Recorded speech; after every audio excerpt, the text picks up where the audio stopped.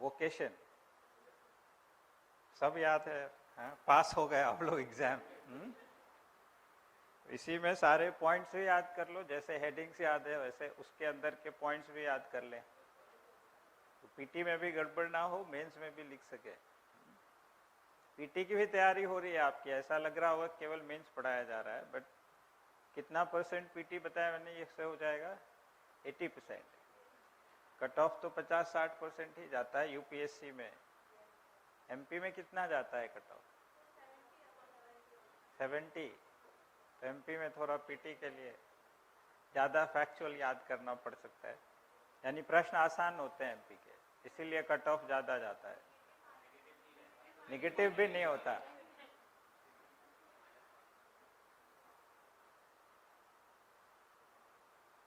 चलिए आर्टिकल 20 पे आ जाते हैं।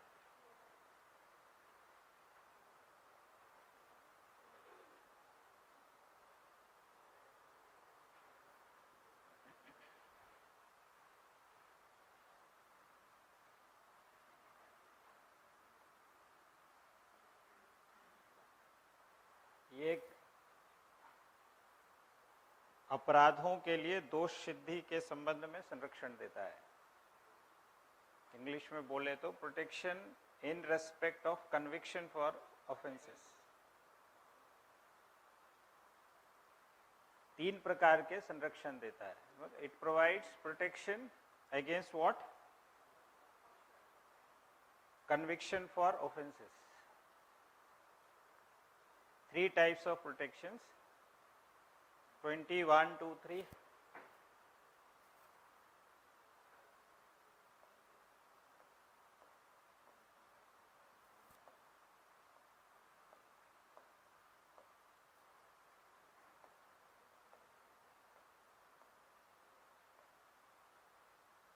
वन बताता है एक्स पोस्ट फैक्टो लेजिस्लेशन नहीं किया जा सकता है, भूतलक्षी प्रभावी अधिनियम हिंदी में कहते हैं उसको।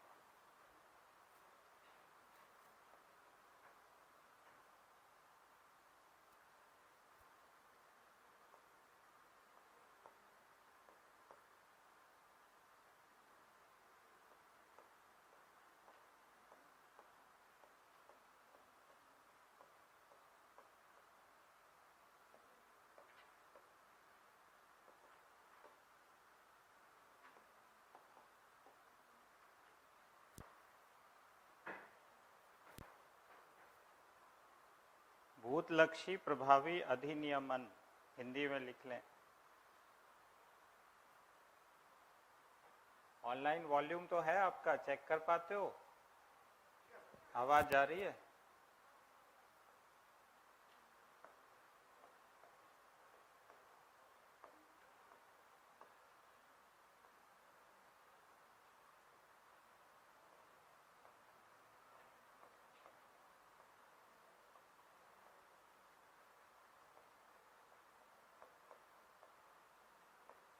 अधिनियमन यानी कोई भी ऐसा कानून नहीं बनाया जा सकता है जिसको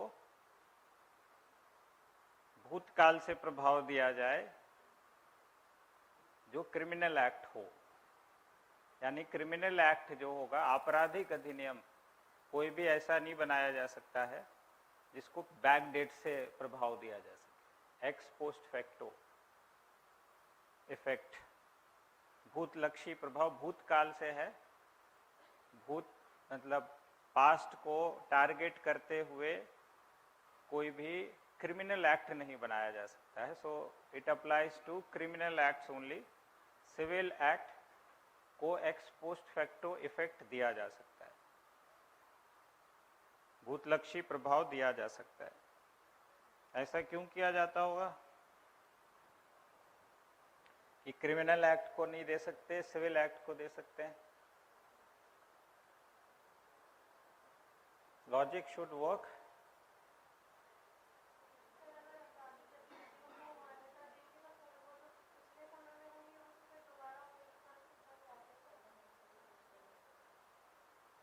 और एक्सप्लेन करना चाहेंगे? पिछले समय अगर कोई अपराध हुआ है, दोबारा वो अपराध कैसे होगा? मतलब what do we mean by that?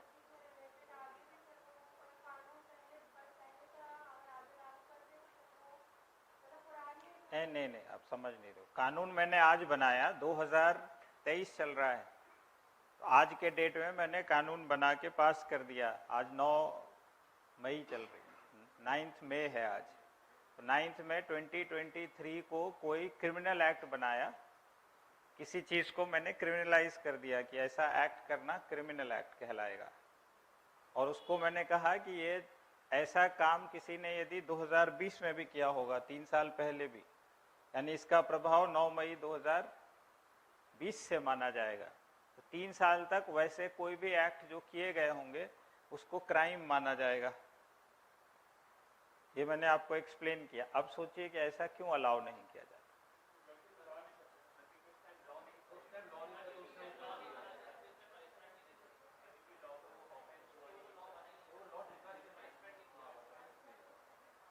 वो तो सिविल पे भी लागू है, कुछ समय वो लॉ नहीं था तो उसका लाभ आप क्यों लेंगे? That applies to civil as well.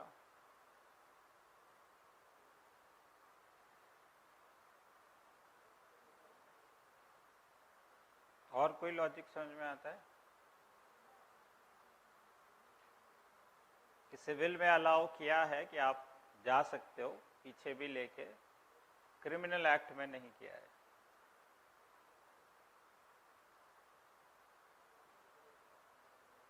एक पॉइंट तो ये आपका वैलिड है, थोड़ा सा उसमें और दिमाग लगाएंगे तो सही बिंदु पे पहुंच जाएंगे कि जब मैंने वो काम किया था उस समय वो क्राइम नहीं था, तो मैंने वो काम किया, लीगल था,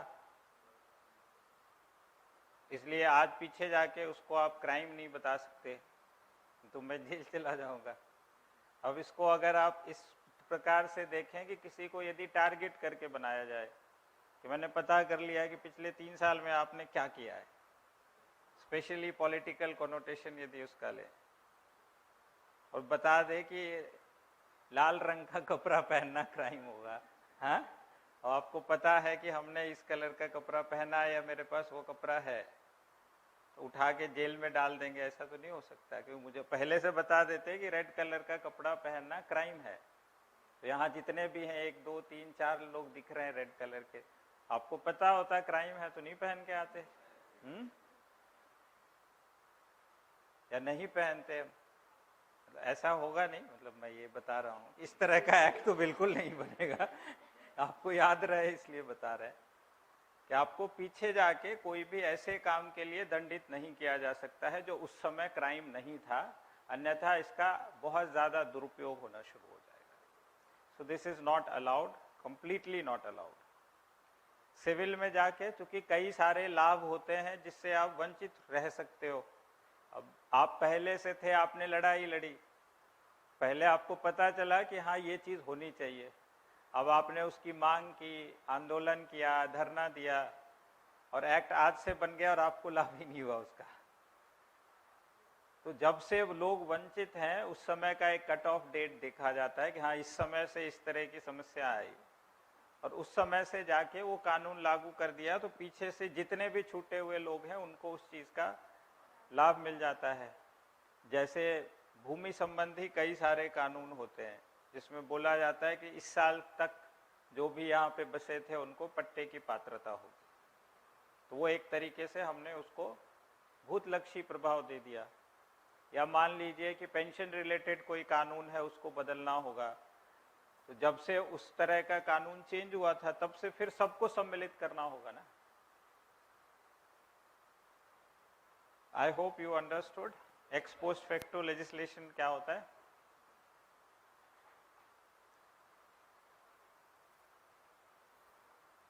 तो इसमें 2 चीजें हैं, criminal act and civil act. Civil act can be given ex post facto effect, criminal act can not. दूसरा है आर्टिकल 20 क्लॉज 2, डबल जियोपार्डी।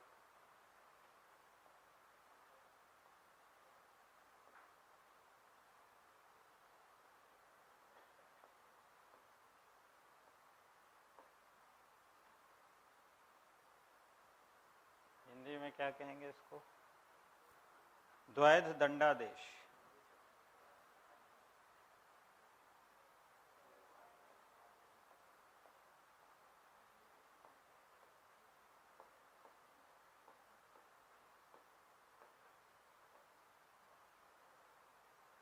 एक ही क्रिमिनल एक्ट के लिए आपको 2 बार दंड नहीं दिया जाएगा। आज मन हुआ, आज ट्रायल करके दंड दे दिया, 3 साल बाद फिर मन हुआ कि तुमने किया था फिर बुला के फिर दंड दे दिया, ऐसा नहीं होगा। एक बार अगर कुछ भी आपने कमिट किया है, if it is a crime, so you will be tried once, और अगर वो सिद्ध हो जाता है तो you will be punished once. तो वो भी संरक्षण आपको देता है कि राज्य ऐसा नहीं कर सकती, ना ही कोई अन्य व्यक्ति या संस्था, ऐसे कोई और तो दंड नहीं दे सकता फिर भी। लेकिन डबल जियोपार्डी से तात्पर्य ये नहीं है कि अगर आपने कोई आपराधिक कृत्य किया है तो बाद में आपके विरुद्ध मतलब नौकरी से हटाने की कार्रवाई या डिपार्टमेंटल इंक्वायरी करके कोई दंड आपको नहीं दिया जा सकता। So these two things are separate. यहाँ भी पीटी वगैरह में आपको ऐसे प्रश्न हो सकते हैं, तो आपके कॉन्सेप्ट क्लियर होने चाहिए। द्वैत दंडादेश का मतलब क्राइम के लिए क्रिमिनल कोर्ट या सेशंस कोर्ट में आपको 2 बार सजा नहीं हो सकती, लेकिन आपके सर्विसेज के कंडीशंस होते हैं। तो सर्विसेज में अगर उन कंडीशंस का वो उल्लंघन है, डेफिनेटली होगा कि किसी क्रिमिनल को तो नौकरी पे नहीं रखा जाता है, आपका कैरेक्टर देखा जाता है, कैरेक्टर सर्टिफिकेट में ये लिखा होता है कि हाँ आपने कोई क्राइम नहीं किया है, चरित्र आपका बेदाग है, उज्जवल है, जो भी है, उस हिसाब से फिर आपको आपके विरुद्ध डिपार्टमेंटल इंक्वायरी हो सकती है, और डिपार्टमेंटल इंक्वायरी में अगर सिद्ध हो जाता है तो आपको विभागीय रूप से भी दंडित किया जा सकता है। It does not amount to double jeopardy, द्वैत दंडादेश के श्रेणी में नहीं आता है। और तीसरा जो प्रोटेक्शन है, प्रोहिबिशन अगेंस्ट सेल्फ इंक्रिमिनेटिंग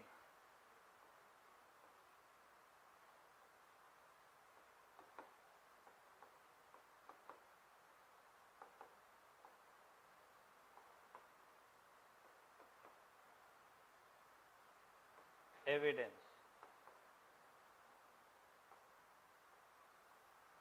क्या मतलब हुआ इसका?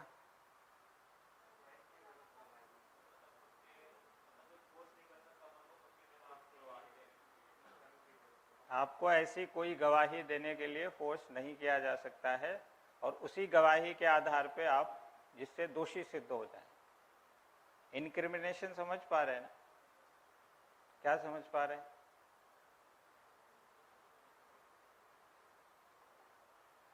बार बार मैं बोलता हूं, शब्द को पकड़िए।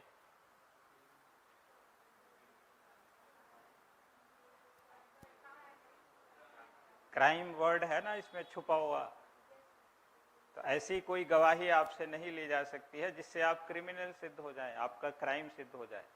सेल्फ इनक्रिमिनेटिंग, जिससे आप अपराधी सिद्ध हो जाए। हिंदी में अगर इसको कहें तो क्या कहेंगे? स्वयं के विरुद्ध साक्षी बनने का प्रतिषेध, कि पहले स्वयं के विरुद्ध साक्ष्य करा लिया जाए आपका, और उसी साक्ष्य के आधार पे आपको सजा दे दी जाए। तो ऐसा नहीं हो सकता।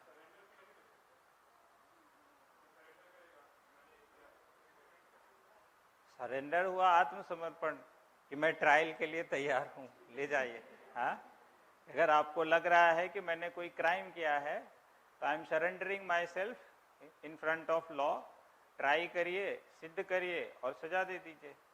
वैसे ट्रायल करते हुए मुझे कोई ऐसा एविडेंस देने के लिए फोर्स नहीं किया जा सकता है जिसमें कि मैं दोषी सिद्ध हो जाऊं, कि मारपीट के मुझसे कह लिया जाए कि हाँ मैंने ही हत्या की है, और उसी के आधार पे 302 में उम्र कैद हो जाए मेरे को, या फांसी की सजा हो जाए। ऐसा नहीं हो सकता।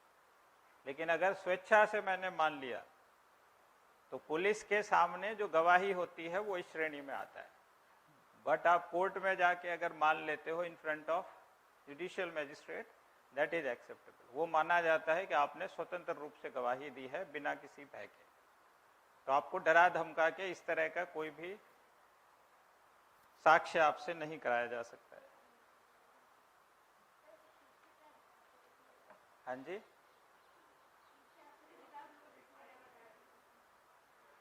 अब दिख रहा है? इसको ऊपर कर दें। अब दिख गया?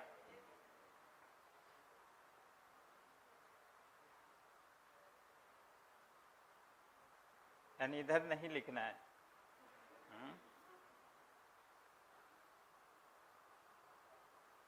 So that is all about Article 20.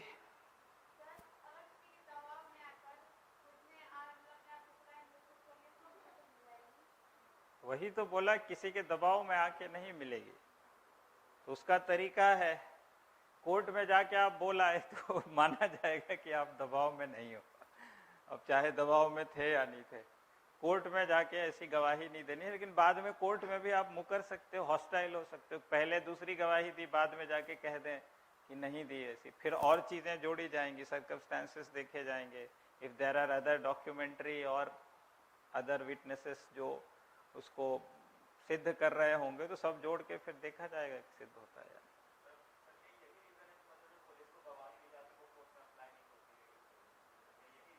हाँ, आपने दिया तो वो एक हो सकता है कि आप एडमिसिबल ये हो जाता है कि चलिए ठीक है, इसको दोबारा से बोल दे कोर्ट में।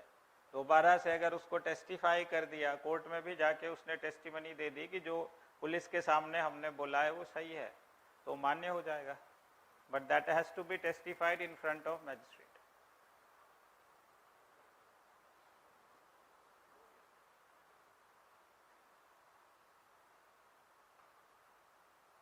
आर्टिकल 20 में आएंगे।